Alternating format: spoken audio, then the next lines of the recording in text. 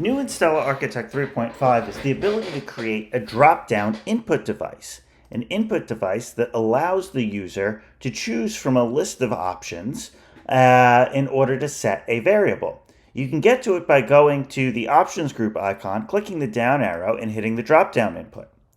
When I put it down, you'll see that I end up with, what looks like a regular input, and I can associate that input with a variable, like an input, and I can then give a comma-separated list of values that I would like the user to be able to choose between, 1, 2, 3 in this case.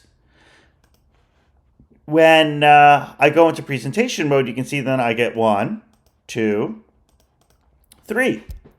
Now we can combine this drop-down input with our new feature called number text mappings, which there's another one of these little videos about, in order to turn those numbers into words.